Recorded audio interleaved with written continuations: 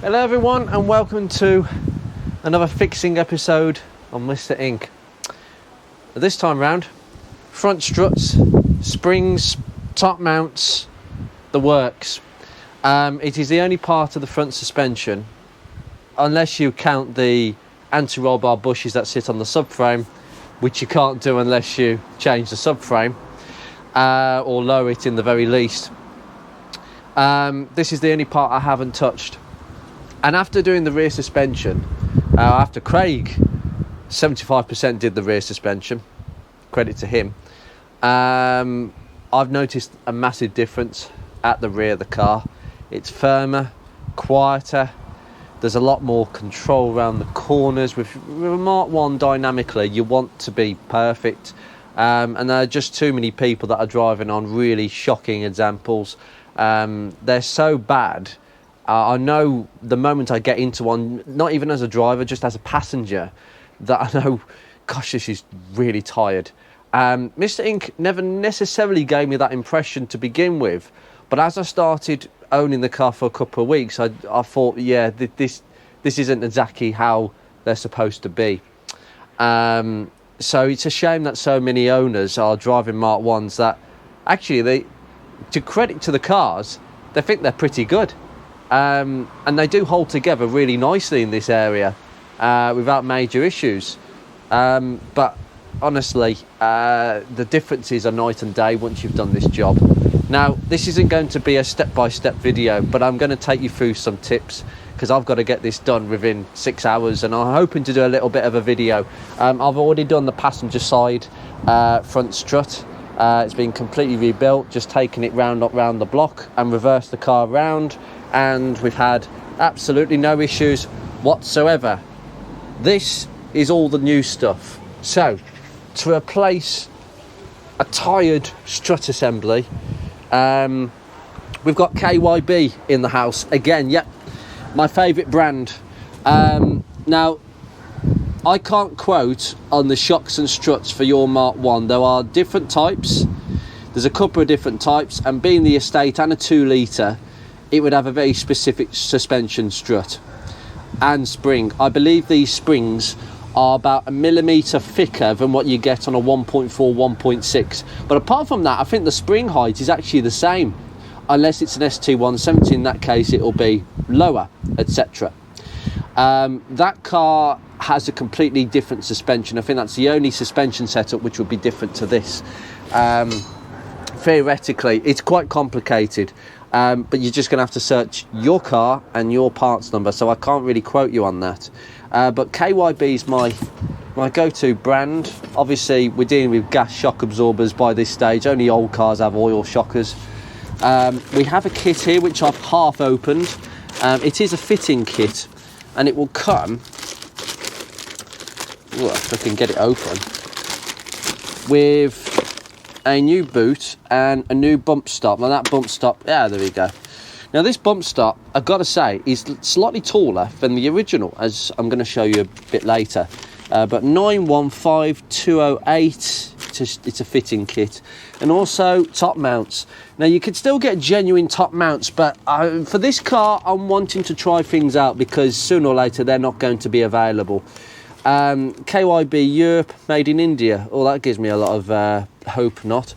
SM1209 and KYB are pretty good in this area. You can go, SKF is another shout because this is your bearings, and this is what can cause stiff steering in a Mark 1, and we're gonna see what the old strut is like. The passenger side was a little bit on the stiff side compared with a new one, and your top mount, which this goes into.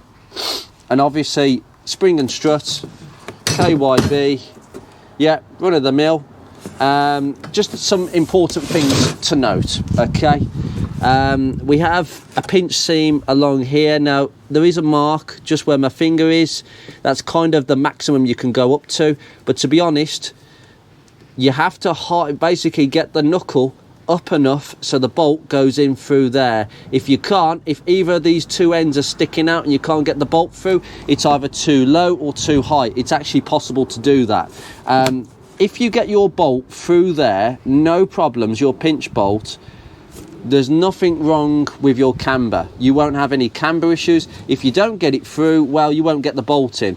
So unsurprisingly, with a few members actually, one member complained that he had bad camber because the strut wasn't far enough up or down, which I find very weird because you can only really get it in fractionally off by a millimetre. I mean, we're talking about that much here. And the spring as well. Obviously, we've got a new top nut as well. Now, you're gonna have to throw the book at this. I'll just come round and I'll show you my new suspension on this side. I've literally just fitted it this morning. Brilliant, and it's sitting really nicely in there. I'm really pleased. That looks so nice. I did a bit of painting up there, no corrosion, nothing at all, and that sits really nicely. And this will sit exactly the same way. Now, it is quite a hot day today, so I'm going to get on with this. You're going to have to loosen this nut off for the drop link. Just take that out. Okay, now this bracket could just be hang over. Take the ABS wire out of that, just hang it around the side. You're going to have to work around that, by the way. I'm just going to bring the drop link around, length order. First part I ever fitted, the first suspension part I fitted to this car. We've come a long way. As a new trot rod ends, which has gone quite rusty because I've been in there with the locking pliers, new bottom arms. I've been impressed so far. Obviously new brakes and stuff. Now, next thing obviously you do is take your brake hose out. Now, this is still hot. I've been doing my heat induction on that bolt for a long time. I do warn you, you have to use heat, because there was just evidence that I'd started to ram this. I might have to use my new ones. By the way, I would recommend you get new pinch bolts, okay? They are available, and I'd recommend you get new ones just in case you can't reuse the old ones. Now, I think I can reuse this one. I've reused the one on that side because 50 Shades is going to have replacement knuckles this later in the year, which be a nice video to film. And I would want to replace, well, what was reused pinch bolts on that when the garage did a job for me years ago, with new ones with a new knuckle and bearing and all sorts of stuff, okay? So try and get it out. You must use heat. You can't do it otherwise. Penetrating fluid is just not enough, guys. You know, I have also used a ball joint splitter on this. Would you believe it? I only fitted this not long ago and it was absolutely stuck. But I'm pleased it's come out. Really am. So that can go on the side just there. I am also going to take this blasted thing out. I've just loosened this. Now, because I put copperies on these new bolts, that's what should happen. And it comes out lovely. I'll put some new copperies on that. And we'll just put that in there. Okay. So now the bottom arm is undone. You will need a pry bar to break the ball joint off. It can be quite fiddly. Now, some people say take the drive shaft out. Well, if you can, I tried with the passenger side, and the passenger side drive shaft is seized to the hub. Well, that's fine, because my plan with 50 Shades and this car is to replace the knuckles and the bearings and the drive shafts in all one fell swoop. An expensive job, but quite frankly, if this is seized and even a punch won't get it out, I mean, I'll try an air punch. I could try an air punch, but I don't want to damage the thread. I'll leave it where it is. Don't worry about it. I did have a problem on the passenger side where I incidentally pulled the intermediate CV joint out, and I could tell because the boot had gone deformed. But don't worry, because it will just slot back in. You just have to give it a wiggle and then it will slot back in. Don't panic. But if you see that the rubber boot has gone a bit deformed, that means you've probably pulled the joint out. But don't worry. Once it slots back in, the boot will look normal like that again, and you'll be able, well, I know from an automatic perspective, park, see? Now, if that comes out completely, you'll know about it, because you'll be able to turn this wheel when the car is in park or in gear or whatever, yeah? Obviously on the top, we've got 3 nuts, 1, 2, 3. Please do not touch that. This is the most dangerous job you can do on a car when you're compressing springs, which is why half of it won't be filmed in this episode. Do not remove that nut. It is a coiled missile, and people have died from misuse. It is really dangerous, and when you are compressing springs, you must find a nice space that isn't enclosed, maybe in your garden, but you've got to be very careful about where you're aiming the strut. Okay, even with good spring compressors, please be safe, guys, please. There was an incident years ago that I didn't witness, but it was a friend of a friend who was changing coil springs in his back garden, and he tightened one side too much and the other side not enough. You've got to do it equally on both compressors to get the spring equal. And what happened is the spring went loose, went into his chest and sent him flying in the air, and you can imagine it was a fatality. Internal bleeding, nasty. And that's just a horrific warning about springs. If you're not confident, take the whole strut and all the bits down to your local garage, give them a drink, and they'll sort you out. They've got proper hydraulic spring compressors. It can be done in 5 seconds, whereas at home it takes a bit longer, but you don't want the risk. That's fine. The reason we have to undo the old stuff is because we want the top plate. Now, if you've bought a new top plate, you can still get the top plates. Then you wouldn't need to compress this to get the top plate out and to take this apart. You could just take that out, throw it in the scrap pile, and just assemble that with the new top plate. So if you want to buy a new top plate, it just saves you half the hassle, but you still got to compress that spring on that strut and get the top mount on. So either way, guys, I've given you some choices. Anyway, I am going to get this undone. You are going to need to take that bolt out and give it a bashing. I'm just going to take the rest of this out because it has just started to come loose. That's really loose. Lovely.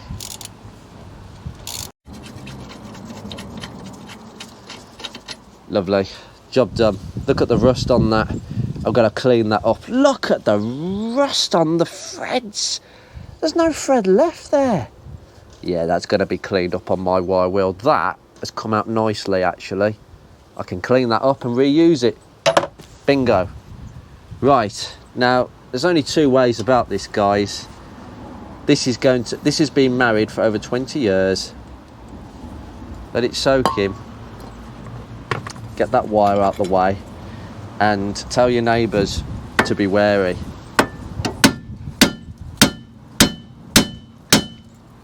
There we go. That's all it requires. Now, I'm going to manoeuvre this knuckle off, get the strut out, and I'll cut back then.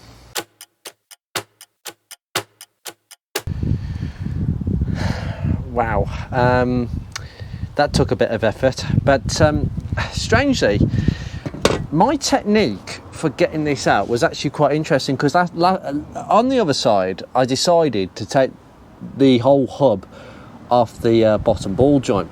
I've just kept it on, but with a bolt loose, a bolt not there, okay? And I was able to tilt this away so much, it actually just came out this way. The only problem, and you'll know what I mentioned before about drive shafts coming out. Yep, it has definitely come out. However, I've got it back in because I've just gone like this, and we're in park. Brilliant. It has gone back in, and that will push further back in. Now the other side went like that. Don't panic, it's just come out.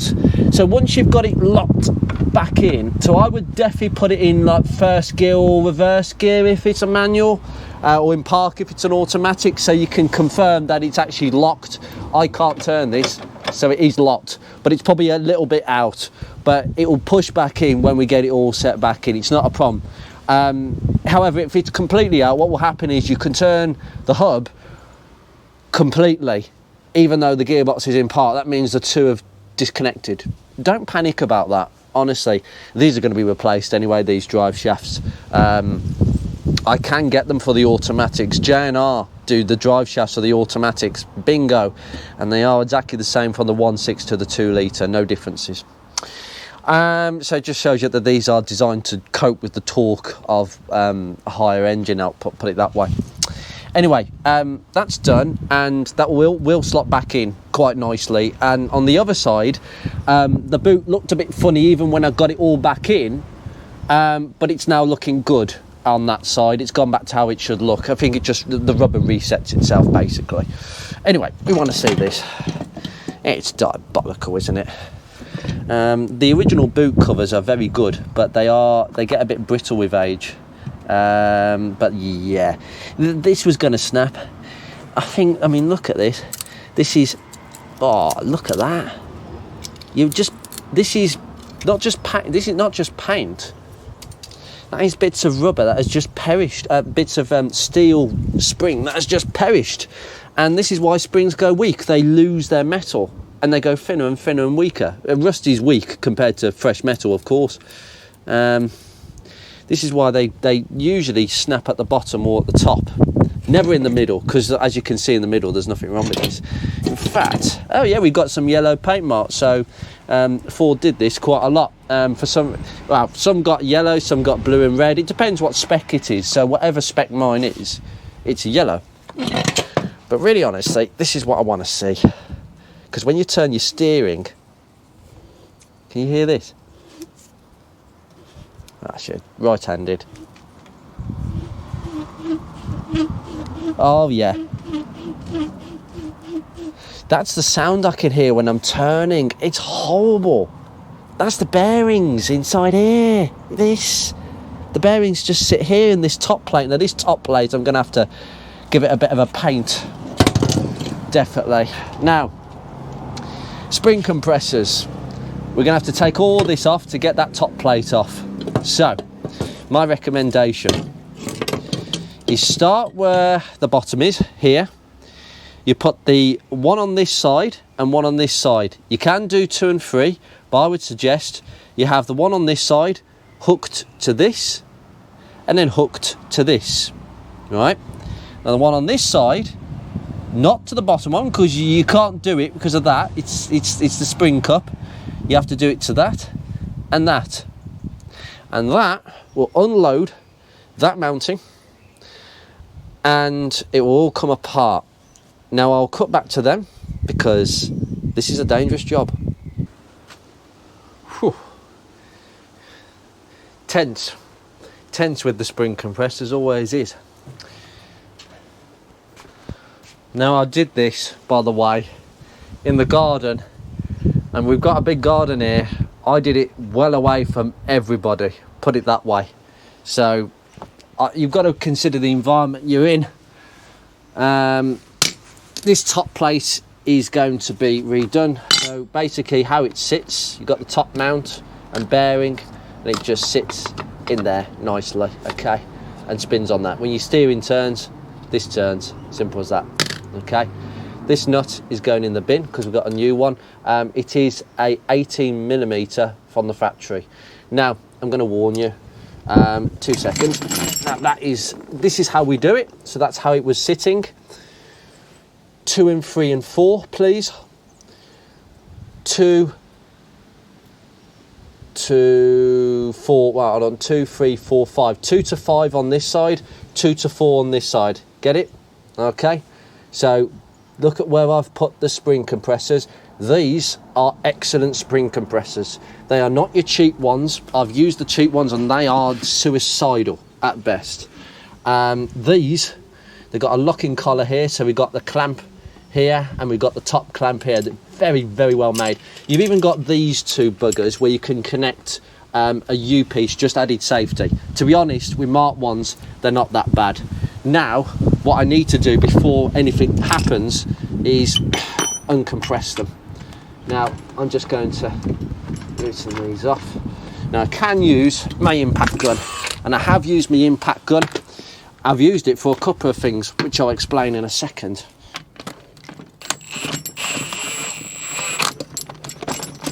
A bit at a time.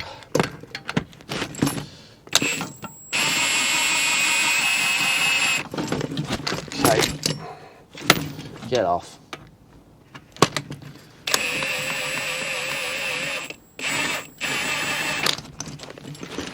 This is not as stressful as what I was doing in there.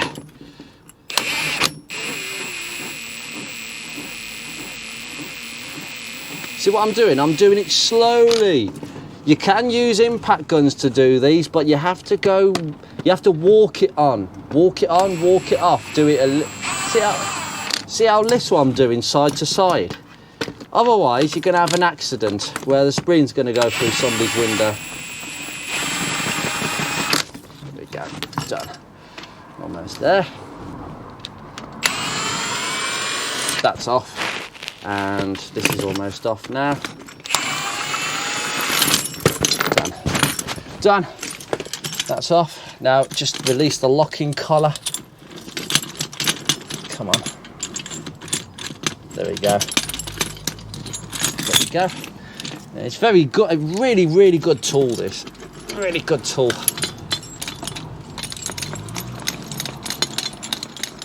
And that is the way you put them on the new one. Okay? Simple as that. So this side is the shorter side, that's the bigger side. Okay? Now, aside for some serious corrosion, there's another thing I'm going to talk to you about. This. Okay. So, as you can see in the car, this nut will be on there. Now this is an 18mm, and that's a H6. You will need a couple of things. You cannot use one of those swan neck spanners and a H6 on a socket. It won't do it. You'll bloody snap the socket. You're going to have to heat it up. You're going to have to use the heat induction or a blowtorch to heat this up, okay? There's no way of doing it. And then you might be able to loosen it that way. You can have a special Strut socket kit, which is basically a hollow socket, and hollow 18 or whatever. It comes in different sizes, and it's hollow, so you can insert the key while holding a special spanner socket. It's like a spanner socket. It's really clever. But me, I just heated it up and whacked it off with the cheat gun, as usual. Induction and Milwaukee wins. Now get this boot off. Get that fucking clipped on. Come on. They are quite tight, these are. There we go, done. Okay, lovely, that's done. Now pay attention to where the top mount sits, just a little bit below. To be honest, it doesn't matter whether you put the new one on too low, it doesn't matter, it'll be bumped up by all this. Remember, top, flat side goes at the top. Take this off. Now remember the new one in the kit.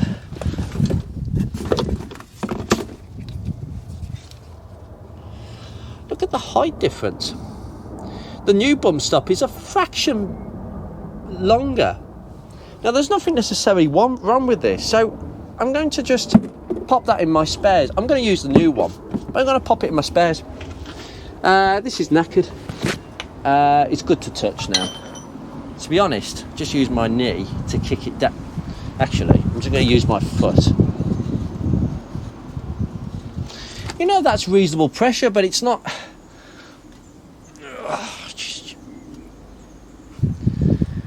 But it's coming back out so slowly. That's so slow. It's like the rear shock absorbers all over again. Not ridiculously bad. There is pressure in that. There's still pressure. Amazing. This has got so much pressure on it, and it rebounds very quickly. That's what you want. Now, the bearing, it comes off. So the top mount and the bearing separate. So that's the top mount. They don't usually go wrong, and you can get generic Ford. You can still get genuine Ford ones. Now this bearing, that's why I'd recommend probably SKF as well for these. I just bought it as a kit from KYB, but ideally SKF because they're good at bearings. Now, because this is what happens when you turn your steering. That's actually really good. I'm actually impressed with these bearings. I'm putting a bit of downward pressure on them. That's not too bad. and it's going to go in the bin. It's going to go in the scrap pile, in the bin. I've got a dust kit, and the bin. Brilliant. Now, to put the new one on, do the same with the spring compressors. You can, by the way, the new nut on this is a 19, so just beware, it might be a different size, but it's a H6 insert, so you might be able to do a spanner and a hex. So I'm going to get my swan neck 19, and I'm going to use a H key. I'll bring you downstairs, because I'm actually going to do it in my basement instead of the garden, because this is less of a predicament at the moment. So I'll bring you out there. Right, okay, so we're in the basement, and this is where a lot of my old painting used to be done. You could smell the history in here. Oh, flipping heck, you could die in here, honestly. Now, got the light on. We have a compressed spring. You see what's happened? It's just clamped in on that side and it's clamped in on this side, okay? Now the bottom is sitting there, and at the top we have exposed. Now, I just want to tell you, you need to do this in a safe direction. Do not point it at a wall where if something was to go wrong, it will come back at you. Please don't do that. Although I think the spring won't go dead straight, but the point is just be aware of where it's pointing. Do not sit on that side. You need to sit on this side, okay? Now, new bearing. I'll just pop that on that. Lovely, fantastic. Top plate, painted, looking nice. Now, we can just sit that on there. There we go. Just have that sitting on that. And that will come through like that at an angle. Then, we should be able to pop that through. Now, I've got that on. Just need to, got to be quick with this. There we go, in. That is done. Lovely, we're in. Okay. Now, excuse the fact that the light is pointing here. Just put that there. Okay. Get that nut on quick. Now, you can't use the impact gun because at this moment in time, that's just going to spin. So we have to do 19 swan neck and a H6 insert. Now, try and get that to go on. Now, what's going to happen is the whole thing is going to want to turn. Try and get that on there. Now,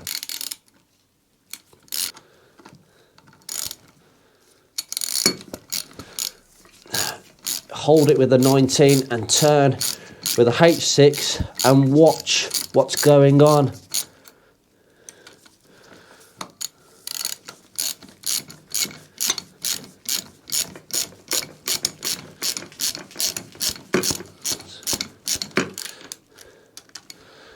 By the way, I'm doing lefty loosey, as people can actually see, but because I'm holding it with the spanner, it's winding on. Okay. Just sent it right. Okay. Right. Now, by the book, that has to be torqued to 50 Newton meters. I don't think you can try it. I've got a better way. You count the number of threads. Now, at the moment, we've only got 2. We've got to go a bit more yet. We're not quite there. Usually, there should be about 3 threads on the end of that, maybe 4. But once it goes tight and you cannot turn those 2 against each other, stop. You're just going to snap a socket. That's it. You know, that spring's going nowhere now. That's safe now. That's enough to hold that where it is, but we've got to keep it compressed until we're fully tightened. And then when you're fully tightened, just release everything and you're done, honestly. Fantastic. Okay, so, all in. Nicely butted up, ready to fit. How easy was that? Far better, and I'm not being funny, this has been adapted and suited to this car. It's the correct spring, the correct shock absorber. It's meant to fit this car. What I see a lot of is people buying quick fit coil strut kits where it's all pre-built like this, but they just don't make a Mark 1 sit right. They're too high for a start, most of them, and secondly, they were never really suited to a particular model. They're just a generic spring that will fit everything from a 1.4 to a 2 litre, with no distinguishing features between well, basically you're fitting effectively a spring that has been adapted and compromised to suit a whole range of those engines. That is not right. You need a specific spring for a specific engine. I think the 1416 springs are exactly the same. Zetec 182 litre springs, completely different thickness, diameter, but these strut kits, don't buy them, okay? And also their reliability, who are they made by? I think Monroe used to make them, but they've stopped. So just go and do this. Honestly, if you're not confident with using spring compressors, buy the whole kit and send it straight down to your mechanic. But you can do this bit. And, well, we are in, just to confirm, we are actually locked in the CV joint area, which is fantastic. The only top tip I'm going to give you before I fit this thing is to make sure that you give this a good sand down. Get a bit of sandpaper and sand it down. That's it. Lovely. Now, when you're fitting it, this bolt will not go through here, okay, unless it's up enough. Now, like I said earlier, the bolt, I'll just bring it around here so you can see. Now, this bolt that I've copper greased, it goes in like here. If this is too far down or too far up, it will hit either this piece here or this piece here. It will clash, okay? So you can only really get it. I mean, look at that. You see this movement here? That's how little play that you're allowed in this whole assembly. So you can't get it wrong. If that bolt goes in, you've fitted it correctly. Obviously, there's a bit here that narrows in order to go down the knuckle. This knuckle's going to be replaced. I'll be doing that on 50 Shades. I have also been up there, bit of de-rusting and some paint left over, ink blue that I had left over, fantastic. Just no signs of rust whatsoever. Where the seams going, everything, it's absolutely brilliant. It is a time to check that if you've got any surface rust on the other side. But literally, I'm going to angle that into there and try and angle it through and line those top bolts back up, and I will catch you once I've done that, because this could be a bit of juggling, hence why I've got the jack under here. It's going to take a while. So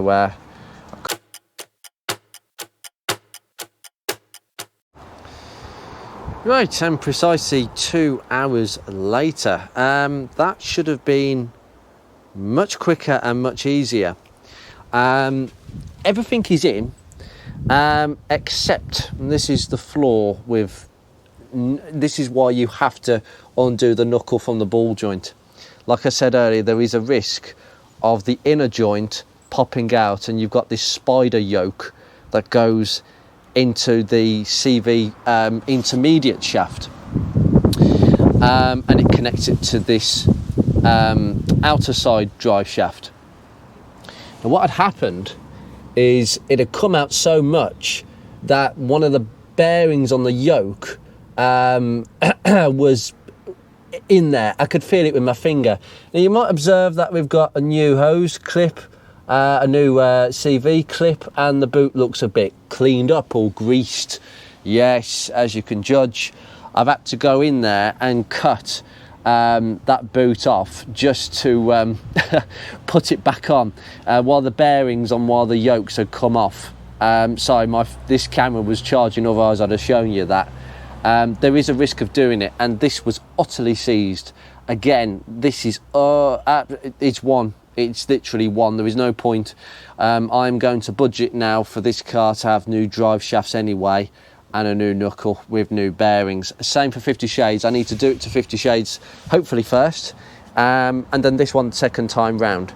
There is always a risk that you could accidentally, if this is seized, pull the inner joint away. Don't panic, but you're gonna have to get that boot and, oh, honestly, operating horrendous. Anybody who's done CV joints, grease everywhere, it's horrible. But all it is, it's one of the yokes. The yoke may have come out of the intermediate shaft, or while the bearings may have actually popped off. That can also happen, but you will know about it because you'll never get the bottom ball joint lined up with the knuckle. The knuckle will be too far out.